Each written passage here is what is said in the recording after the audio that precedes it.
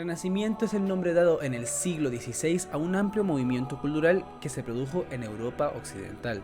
Durante los siglos XV y XVI fue un periodo de transición entre la Edad Media y los inicios de la Edad Moderna. Sus principales exponentes se hallan en el campo de las artes. También se produjo una renovación de las ciencias tanto naturales como humanas. La ciudad de Florencia, en Italia, fue el lugar de nacimiento y desarrollo de este movimiento, que extendió después por toda Europa. El Renacimiento, que prácticamente abarca del siglo XV al XVI, fue una época en donde las personas recrearon, o como el nombre indica, fue un renacer de las artes, de la antigua Grecia y de la Edad Media. Uno de los cambios que surgieron durante esa época fue el humanismo, que consistía en que el centro de todo éramos nosotros los humanos, mientras que en la Edad Media el centro de todo era Dios. Otro de los cambios fue la música profana, que era prácticamente música no religiosa, ya que en la Edad Media la música profana estaba prohibida. Otro de los cambios también en cuanto a la música fue la polifonía.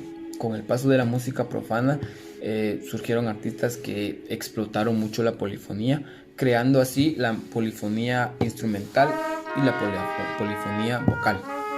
Otro de los cambios en cuanto al arte, se podría decir que uno de los casos bonitos, porque existieron las famosas llamadas mecenas, que eran entidades o grupos que patrocinaban y pagaban a los artistas. Durante esa época los artesanos pasan de ser llamados así a artistas, por lo que durante esa época el artista toma un papel muy importante en la sociedad. Gracias.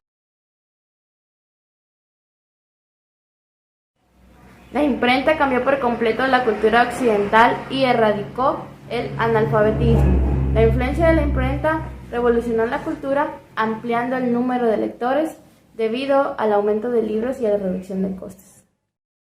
Los monjes hasta el siglo XV eran las únicas fuentes escritas en la sociedad, pero con la invención de Johannes Gutenberg, alrededor de 1453, la Iglesia y las monarquías absolutas perdieron el control de controlar todo lo que se imprimía, dando así ideas contrarias al feudalismo y a la religión establecida. Teoría y notación del Renacimiento. Podemos ver que en las composiciones del Renacimiento estaban escritas únicamente en partichelas. Las partituras generales eran muy raras y las barras de compás no se usaban. Las figuras eran generalmente más largas que las usadas en nuestros días. La unidad de pulso era la semibreve o redonda, como ocurría desde el Ars Nova. Cada breve podía equivaler a 2 o 3 semibreves, que podrían ser consideradas como equivalente al compás moderno, aunque era el valor de la nota y no un compás. Se puede resumir de esta forma. Igual que en la actualidad, una negra puede equivaler a 2 corcheas o 3 como un tresillo. En la misma lógica se puede tener 2 o 3 valores más cortos de las siguientes figuras. La mínima de cada semibreve eran diferentes, se denominaban como perfecto e imperfecto. Esto hace que la música renacentista se caracterice por la textura polifónica que sigue las leyes del contrapunto, regida por el sistema nodal que viene del canto gregoriano. La música renacentista transmite una suave sonoridad. Esta deriva de la tercera como intervalo armónico consonante, donde se le unen las quintas y las octavas, y aumento del número de voces. Esto hizo que tocar un instrumento musical pasara de ser una tarea propia a un refinado pasatiempo de las clases altas, según Orlando de Lasso.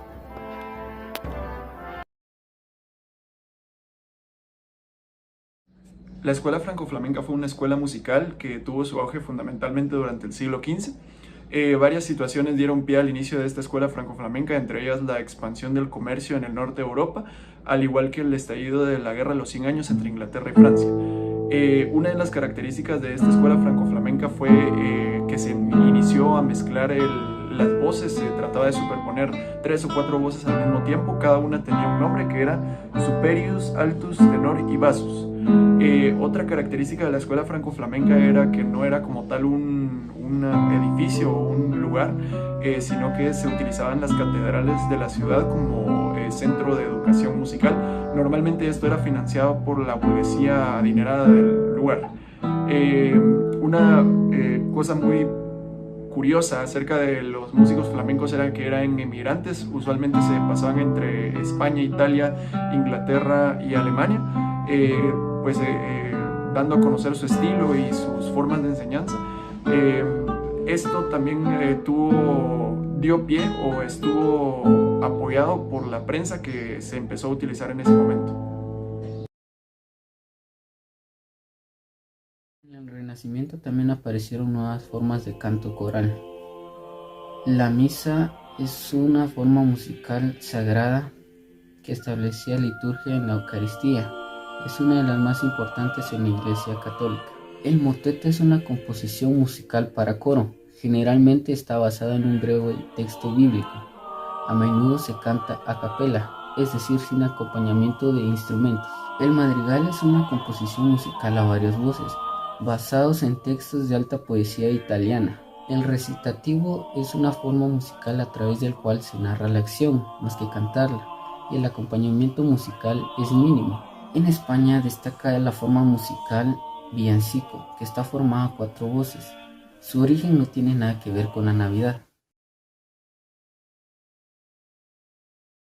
La capilla musical fue un instrumento que contribuyó a la creación y difusión de la música durante el Renacimiento en España. En los siglos XV y XVI alcanzaron su mayor esplendor como institución, de forma que prácticamente cada catedral tenía su propia capilla para acompañar los actos litúrgicos o cualquier evento de carácter religioso. Una capilla musical básicamente es un conjunto de cantores compuesto por adultos y niños, orientando la interpretación de la música polifónica vocal bajo la dirección de un maestro. El maestro de capilla tiene las siguientes funciones: componer música nueva durante cada día de fiesta, tanto litúrgica en latín como no litúrgica en castellano, educar a los niños cantores, ensayar las funciones litúrgicas de cada domingo y fiestas. Posteriormente, a mediados del siglo XVI, fueron añadidos al conjunto un grupo de instrumentos de vientos como lo eran las flautas, las chirimías, los sacabuches, bajones y las cornetas.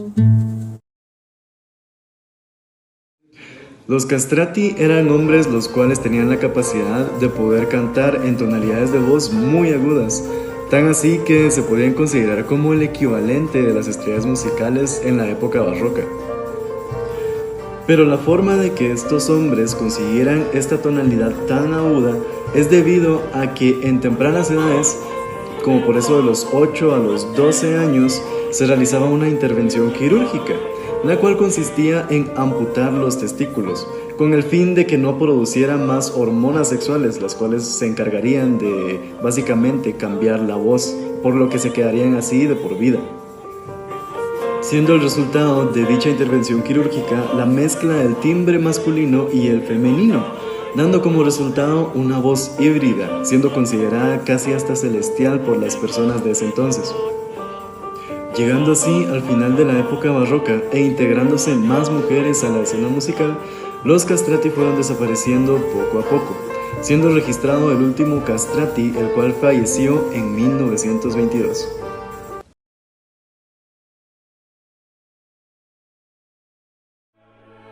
La época del Renacimiento estuvo llena de descubrimientos, tanto como en la música, la comunicación y en la ciencia, y entre otros se descubrieron muchas cosas como la polifonía, la imprenta y la renovación de las ciencias naturales y humanas.